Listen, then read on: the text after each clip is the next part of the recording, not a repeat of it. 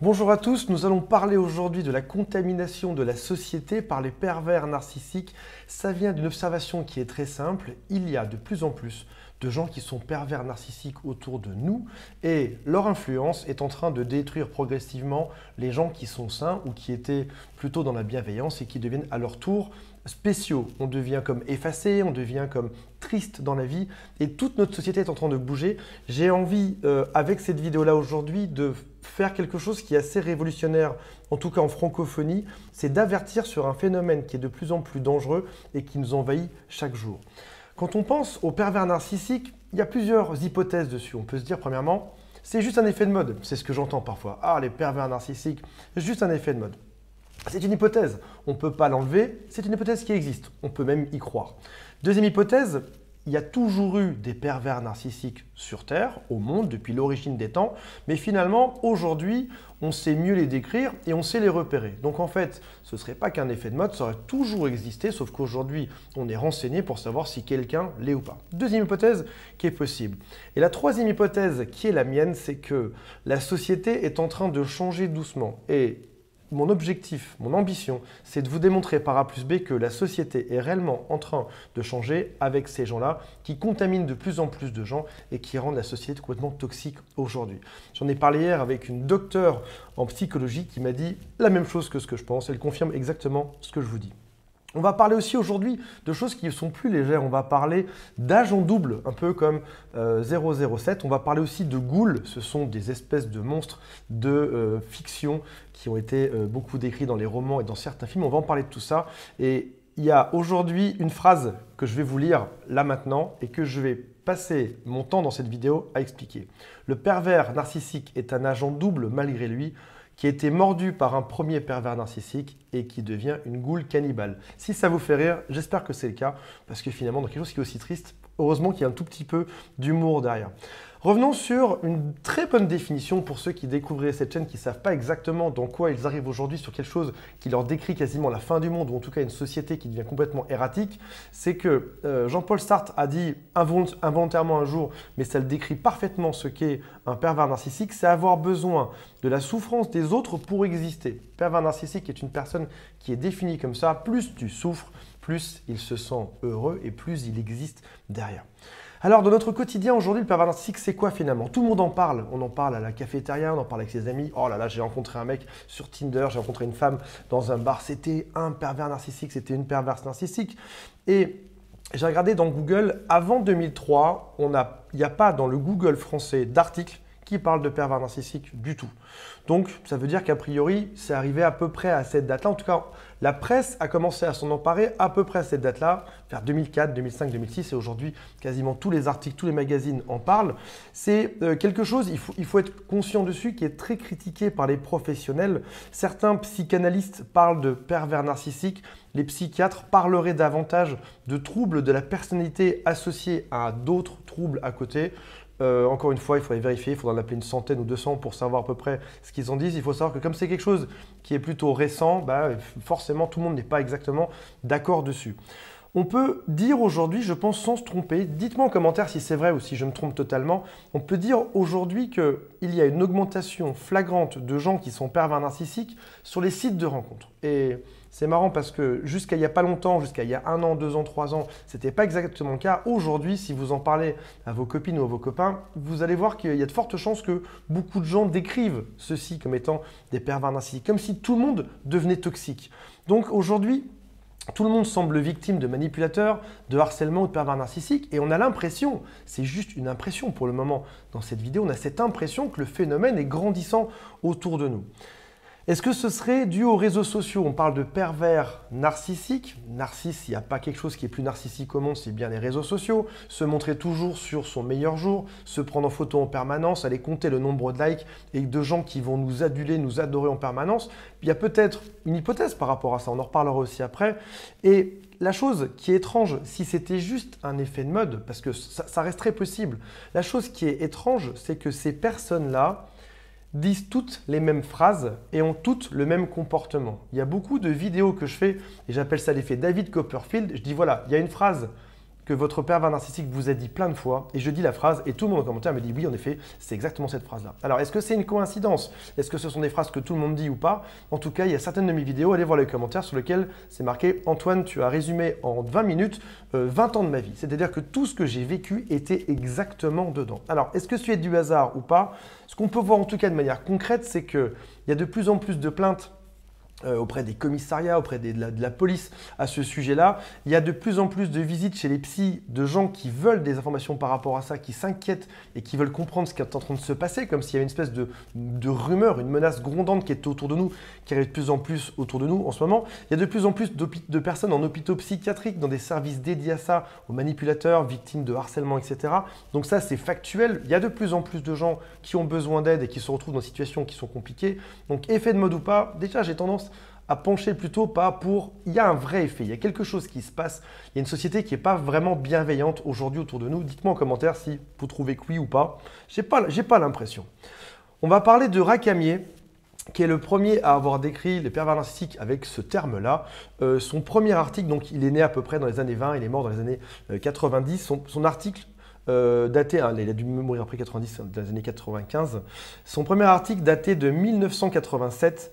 Et il expliquait que la perversion narcissique, donc il l'a mise vraiment en détail, n'était qu'une étape constitutive de la psychose paranoïaque. C'est-à-dire qu'en gros, personne démarrait une étape en étant pervers narcissique et après ça partirait sur la psychose de la paranoïa. Et si vous avez vécu avec un pervers narcissique, ça doit vous dire quelque chose, des espèces de crises en permanence, de la paranoïa sur ce qu'on a fait, sur ce qu'on a dit, sur la façon qu'on a de leur parler, etc. Ça doit vous rappeler des choses. Mettez-moi encore une fois en commentaire si ça vous dit. La chose qui est compliquée aujourd'hui, c'est que les pervers narcissiques, leur narcissisme les empêche de se soigner. En gros, ils sont tellement imbus d'eux-mêmes, ils sont tellement égocentriques qu'ils ne veulent pas avoir de dette vis-à-vis de quelqu'un d'autre. Ils se sentent parfaits. Ils vous l'ont peut-être dit, dites-moi, effet David Copperfield, dites-moi s'ils vous ont dit qu'ils étaient parfaits et que le problème c'était nous. Donc lorsqu'on se pense parfait, on ne peut pas demander de l'aide, on ne peut pas progresser, on ne peut pas aller de l'avant. C'est juste impossible. Donc, les psychologues, les psychiatres, toute la profession médicale arrivent face à ça et se disent voilà, moi ils reçoivent dans leur cabinet beaucoup de gens qui sont victimes de ça, mais étrangement, ils ne reçoivent jamais le fameux agresseur. Donc forcément, il y a un doute dessus, mais malheureusement, cet agresseur n'est pas capable d'aller lui-même consulter, ce qui fait que les psychologues et les psychiatres voient que les victimes et du coup peuvent se poser des questions. Il y a aussi quelque chose, et qui est le sens même de cette chaîne aujourd'hui, c'est que la perversion narcissique, qu'on y croit ou pas encore une fois, ou qu'on appelle ça du dénigrement, qu'on appelle ça du harcèlement. Le harcèlement, c'est reconnu. Appelons ça du harcèlement parce que c'est vraiment à ça que ça s'apparente le plus. C'est très mal reconnu en France. Même le harcèlement est aujourd'hui très mal reconnu en France. Harcèlement, agression psychologique, c'est mal reconnu tout court. Et aujourd'hui, il faut aller voir dans ce qui s'appelle le DSM-5, c'est l'espèce de bible américaine dessus pour découvrir quelles sont les caractéristiques du pervers narcissique. Et en France, ça a du mal à arriver. Les gens ne savent pas, les gens ne croient pas. Sauf qu'au bout d'un moment, qu'est-ce qu'on voit face à nous? Des gens qui sont émotionnellement écrasés, détruits par d'autres. Donc ça, on ne peut pas le nier. On ne peut pas le nier qu'il y a un problème quelque part.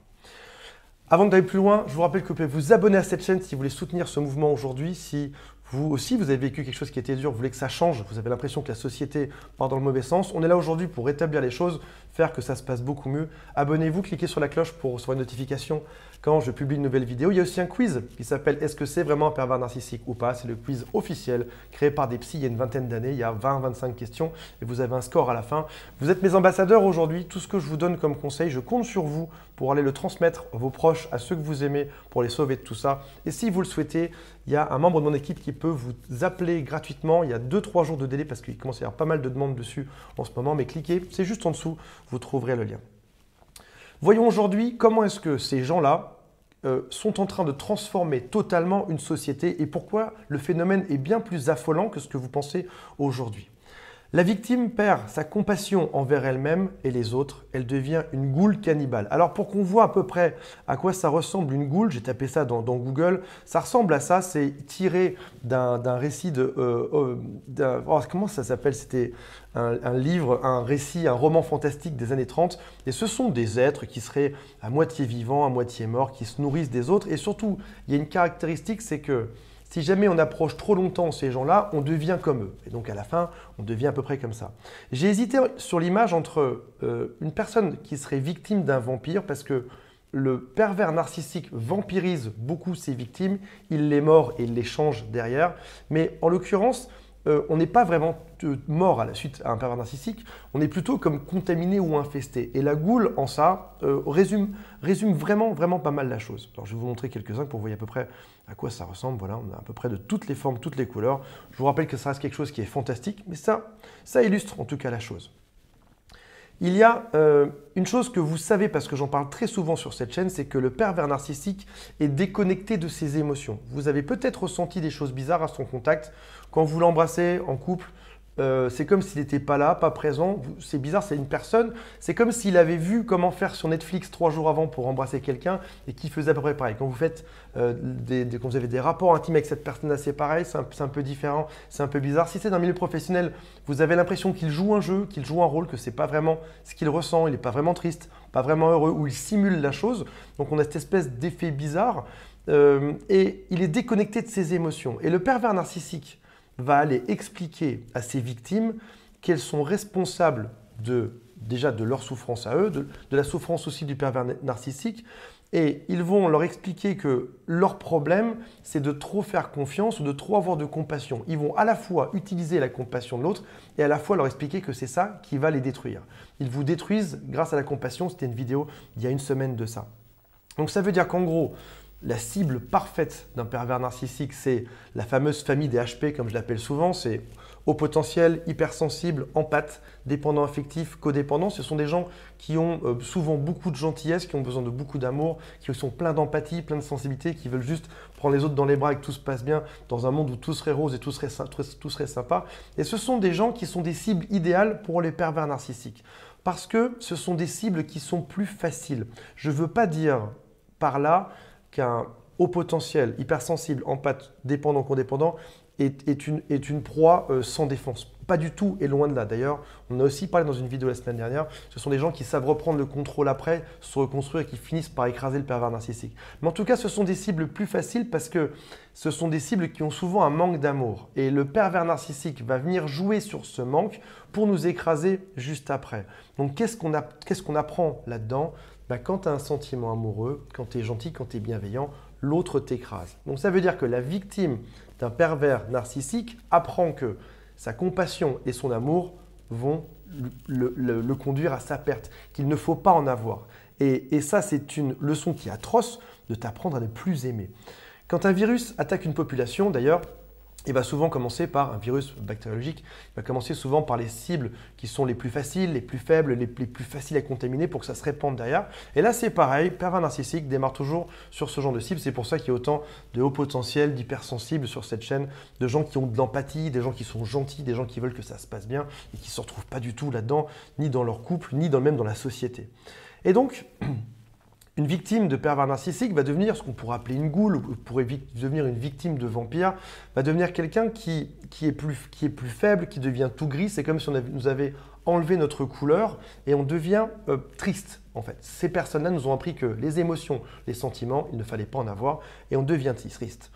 Et donc, notre compassion, chez nous, c'est souvent ce qu'on pourrait appeler une porte émotionnelle. En gros, notre gentillesse, c'est ce qui permet d'ouvrir les portes, de créer des liens avec les autres. Ils nous apprennent à refermer ces portes et à devenir comme eux, blindés derrière des millions de défenses, des murs en béton, etc. pour ne surtout pas se faire atteindre. Donc, le pervers narcissique t'apprend que l'empathie et l'amour, c'est une chose qui est anormale. Alors que, en réalité, l'humain a besoin de ça. L'humain a besoin d'amour, il a besoin d'interaction sociale, il a besoin de gentillesse autour de lui, il a besoin de gens qui le soutiennent, qui le supportent, qui font que quand ça ne va pas, tout le monde est là pour t'aimer. On a tous besoin de ça. Et le pervers narcissique essaye de t'apprendre une autre leçon juste derrière. Il y a une personne qui s'appelle Henri Wallon, je ne sais pas comment ça se prononce, si c'est Wallon ou Wallon, qui a une réputation qui est aussi importante que celle de Darwin, qui est son homologue théoricien. Vous devez connaître à peu près le darwinisme. Qui t'explique en gros, alors Darwin c'est à peu près la loi du plus fort, il te dit que si sur une île tu mets des plantes, des animaux, etc., c'est le plus fort qui va s'en sortir et c'est ça qui crée la théorie de l'évolution, si je vous résume ça en 2 phrases.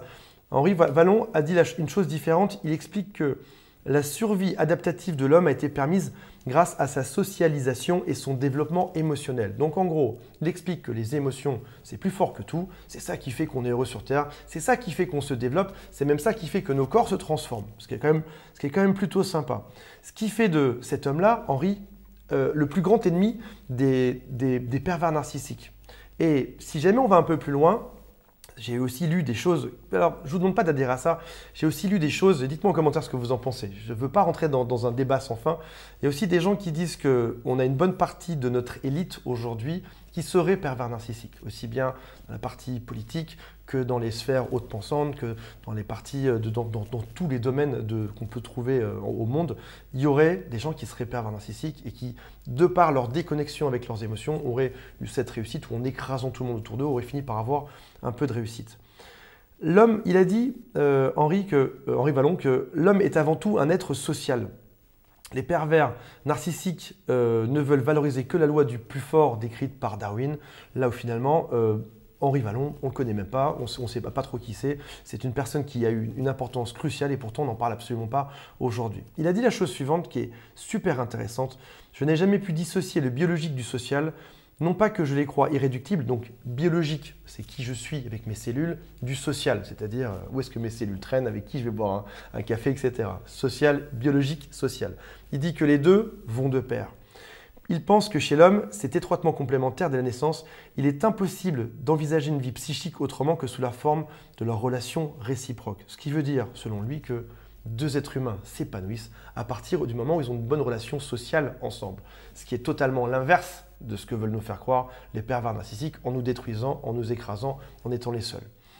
Et donc, malheureusement, après ça, on va voir comment est-ce que tout ça se diffuse, comment est-ce que des personnes contaminées, infestées, peuvent contribuer à cette ambiance étrange qu'on a autour de nous aujourd'hui. C'est cette façon de faire, de vous dire l'amour, ce n'est pas une bonne chose, l'empathie, ce n'est pas une bonne chose, faire confiance aux gens, ce n'est pas une bonne chose, qu'on vous répète et on vous écrase. Le pervers narcissique t'écrase avec ça. Il nous fait revenir à un stade qui n'est plus réfléchi et intellectuel, il nous fait revenir à un stade impulsif primaire. On en a parlé dans la vidéo de la semaine dernière, ça aussi.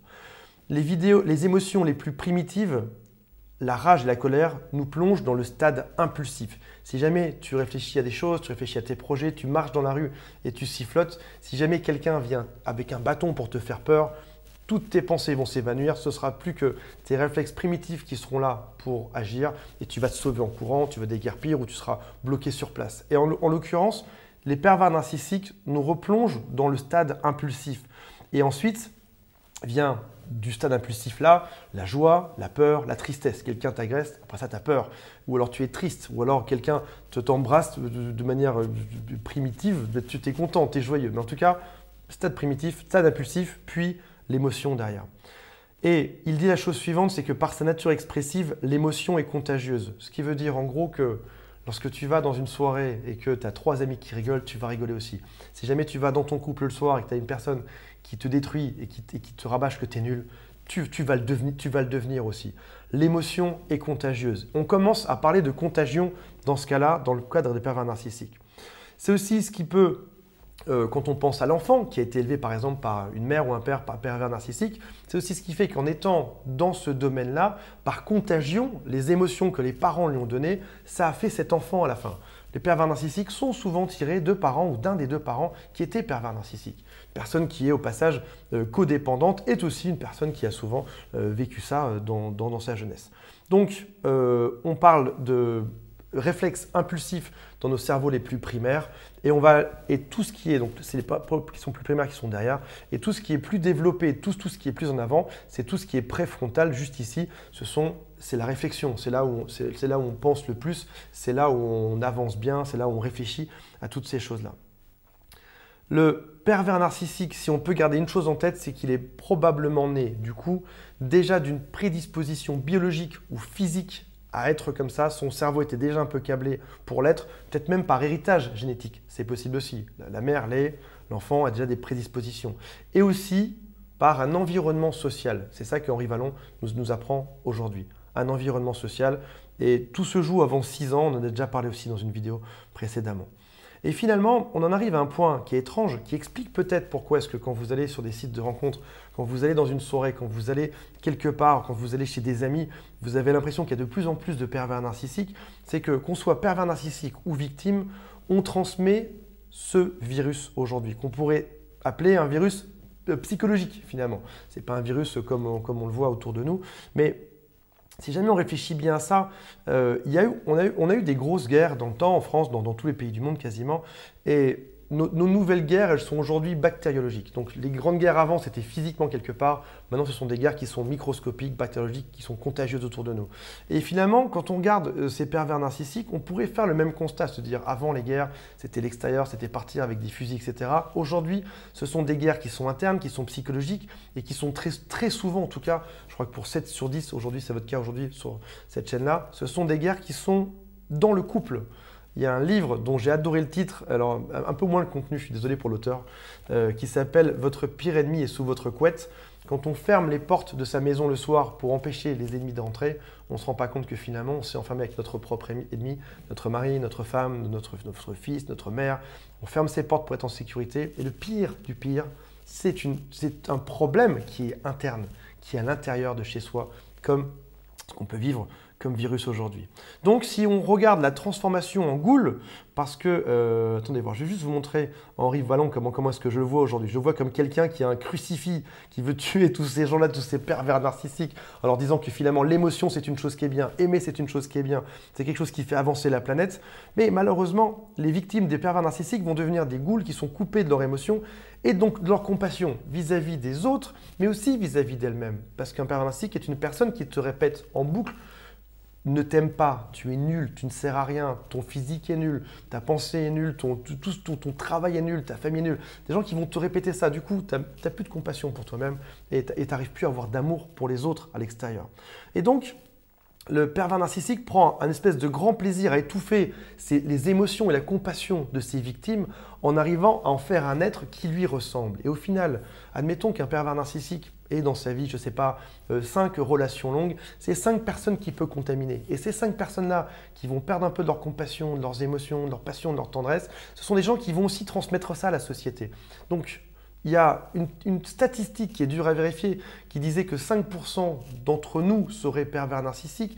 Et quand je lis des choses 2 ans après, là aujourd'hui, on parle de 20%, 30%, 50%, ce qui signifierait que le mouvement s'amplifie et une personne toxique peut en rendre 2-3 autres toxiques à moindre dose, mais quand même toxique ou pas toxique, mais personne qui n'a plus d'émotions, plus de sentiments, qui est désabusée par l'amour, désabusée par la vie, qui va pas s'ouvrir, ouvrir son cœur aux autres, qui va plus oser s'exposer comme avant parce qu'elle va avoir retenu la leçon de si je m'expose, si j'ouvre mon cœur, qu'est-ce que je fais? Je me prends un gros coup de bâton et je ne veux plus ça. Donc, il va expliquer à son environnement, le pervers narcissique, à tous ceux qui le fréquentent, qu'il faut fermer ses portes sur les émotions et il faut ne plus avoir de compassion ni pour soi ni pour les autres. Il faut devenir un être froid exactement comme lui. Ça veut dire que le pervers narcissique prend un plaisir dingue à diffuser un virus anti-compassion partout autour de lui et il observe après ça la destruction progressive finalement de notre société et de tous les liens sociaux qui sont créés dedans en détruisant, en disant du mal, en étant dégueulasse avec tous ceux qui le rencontrent. Il va dire du mal sur vous, il va après ça prendre notre victime, la détruire aussi petit à petit. Et c'est un travail de sape qui est juste incroyable. Ça veut dire que aujourd'hui, ces gens-là qui sont victimes de tout ça, comme c'est peut-être votre cas aujourd'hui, on devient ce que j'appelle parfois devenir dur au mal. On devient endurant au fait d'avoir mal. Parce qu'on en bouffe tellement et on a tellement d'empathie, on en prend, que finalement on devient résistant au fait d'avoir mal. Et on commence à s'éteindre, on commence à fermer nos portes, nos sentiments, nos émotions. Et on arrive complètement désabusé sur les sites de rencontres ou dans une soirée à regarder tout le monde en se disant « mais qui là-dedans va être comme ça ?» Et du coup, on contribue à ce climat morose en étant victime de ça. Et c'est une destruction quasiment sociétale de toute la société à laquelle on assiste. Je me demande si cette vidéo, on en reparlera. On va reparler de ça, je pense, dans quelques années. Je la ressortirai cette vidéo, on en reparlera pour voir comment est-ce que tout ça s'est enchaîné. On arrive à une destruction sociétale, émotionnelle à cause de cette réaction en chaîne. Un pervers narcissique il va pas en créer plusieurs, mais il va éteindre plusieurs personnes saines autour de lui en leur apprenant des mauvais liens de cause à effet. Tu ne dois pas aimer, tu ne dois pas t'aimer toi, tu ne dois pas aimer les autres, tu ne dois pas te livrer, tu dois te renfermer, etc. Donc en gros, si je résume ce qu'on vient de voir à l'instant, depuis le début de cette vidéo, le pervers narcissique fait en sorte de capter l'attention intérieure de cette personne-là. Il ignore les émotions de la victime en expliquant que ces émotions n'ont pas d'importance, ni ses sentiments. Vous avez déjà essayé de donner votre envie ou de vous faire entendre par un pervers narcissique, dire ce que vous vouliez, est-ce que vous avez déjà été écouté? Bien évidemment que non. Il fait exprès d'ignorer nos émotions, nos envies, nos ressentis. La victime finit par croire qu'elle n'a aucune valeur et qu'elle ne doit plus avoir de compassion du tout. Elle s'épuise à essayer de sortir cette personne de son état, de la sauver. En vain, le pervers narcissique n'a rien à perdre, il est complètement déconnecté de ses propres émotions. La victime, pour obéir au pervers narcissique, pour finir par se faire aimer, accepte en se disant « si j'éteins ma compassion, alors peut-être que cette personne m'aimera plus, si je deviens un peu comme l'autre, dans ce cas-là, ça fonctionnera ». Et la victime finit par se solidifier comme une espèce de bloc de glace. Et c'est ce qui fait que parfois, j'ai des gens qui me disent en coaching « je me sens comme dans le brouillard, je me sens dans le flou, j'arrive plus à réfléchir, je me sens comme dans une espèce de vide émotionnel, je me sens vide à l'intérieur ». C'est comme si cette personne avait aspiré tout mon sang, m'avait totalement vidé. Et du coup, le pervers narcissique va valoriser ce qu'on peut appeler une déshumanisation de sa victime pour que celle-ci, pour lui faire croire qu'il pourra l'aimer si jamais il enlève son côté humain, ce qui n'arrivera jamais. Et du coup, lorsqu'on est victime de tout ça, le risque derrière, et ça vous est peut-être arrivé, et ça c'est triste, moi je pense que ça m'est arrivé. Le risque de tout ça, c'est que d'un coup, tu arrives avec tes 3 meilleurs amis en soirée, complètement vidé par ton pervers ou ta pervers narcissique, détruit depuis des mois ou des années. Tu arrives dans une soirée avec tes 3 amis, tu leur dis « ouais, enfin, vous savez, trouver une personne dont on est amoureux, c'est compliqué, se livrer, c'est compliqué, j'ai plus trop envie de tout ça. » Et puis finalement, on est entouré par des gens bizarres autour de nous, tout le monde nous veut du mal. Et tout d'un coup, le pervers narcissique a réussi. Il t'a transmis son message, il t'a épuisé et tu es en train de le retransmettre à petite dose. Ce n'est pas pour autant que tu es pervers narcissique, mais à petite dose, tu es en train de montrer que tu es juste une espèce de mort-vivant, une goule. Et du coup, le pervers narcissique s'est totalement coupé de ses émotions. La victime est exactement pareil. Et finalement, la victime qu'on pourrait appeler un demi-pervers narcissique, ce qui n'est pas vraiment le cas, ou un agent double, va venir reproduire le mécanisme de ce qu'elle a appris avec le pervers narcissique tout autour d'elle. Ça veut dire qu'aujourd'hui, ce mécanisme pourrait contaminer la planète entière. Encore une fois, j'aimerais que cette vidéo, on en reparle dans 2-3 ans pour qu'on voit un peu ce qui s'est passé, pour qu'on observe un peu un hôpital psychiatrique, qu'on en parle un peu aux psychologues, tous ceux qui aujourd'hui, j'ai rien contre eux, bien au contraire, tous ceux qui aujourd'hui, ou les thérapeutes, ceux qui n'y croient pas, qui disent « ouais mais ça n'existe pas, parce que j'en ai jamais vu, parce qu'ils ne sont jamais venus dans mon cabinet, etc. » C'est juste les gens qui sont filmés. J'aimerais qu'on reparle de ça. J'aimerais qu'on reparle de ça, de ce mécanisme qui est en train de contaminer la planète tout entière. Et j'aimerais beaucoup que si jamais tout ce que je vous dis vous parle, si vous croyez à ce qui reste une hypothèse aujourd'hui, c'est quelque chose que j'observe de plein de manières différentes, mais ça reste une hypothèse. Je n'ai pas fait une étude sur 1000 personnes ou sur 100 000. C'est juste que je ressens, c'est un ressenti, en tout cas ça peut être un lanceur d'alarme, je ressens qu'aujourd'hui notre société est en train de changer et pas forcément dans le bon sens. Et si tu regardes cette vidéo aujourd'hui, si tu es allé jusqu'au bout, j'aimerais que tu me dises si tu as l'impression qu'on est dans un monde qui te ressemble. Et si tous les gens de la société étaient comme toi, est-ce que le monde ne serait pas totalement différent? Est-ce qu'on ne serait pas tous beaucoup plus gentils avec les autres? Est-ce qu'on ne serait pas tous beaucoup plus respectueux avec les autres? Est-ce qu'on ne serait pas tous à favoriser le fait d'être en forme, le fait d'être heureux, le fait de se soutenir, le fait d'être dans des élans de générosité, le fait de donner aux autres? Et j'aimerais que tu me dises en commentaire, j'aimerais vraiment le lire, j'aimerais que tu me dises si tu as l'impression que la société te ressemble aujourd'hui ou si tu te sens un peu comme un ovni ou un peu déconnecté de tout ça, comme si on était dans quelque chose qui était pas sordide, mais quelque chose qui devenait méchant, qui devenait cruel, où les gens profitent des uns des autres, où les gens ne sont pas forcément très honnêtes, etc. J'aimerais que tu me le dises. Rappelez-vous que vous pouvez vous abonner à cette chaîne si ça vous plaît. On reparle de cette vidéo dans 3 ans. Allez, dans 3 ans pile, on reparle de cette vidéo. Abonnez-vous, faites le quiz si vous avez un doute sur votre pervers narcissique. Rappelez-vous que il faut gagner la partie en partant avec un pervers narcissique, ne jamais devenir goule, devenir tout sombre. Rappelez-vous aussi que si on a la volonté, quoi qu'il se soit passé dans notre vie auparavant, si on a la volonté de changer, de retrouver des couleurs, retrouver de l'amour, on peut le faire. Il n'y a personne qui vous empêche aujourd'hui de donner de l'amour, de donner des choses, de vous occuper de vos amis, de ceux qui comptent pour vous. Personne ne vous l'empêche, quelle que soit votre histoire de vie. Salut à tous.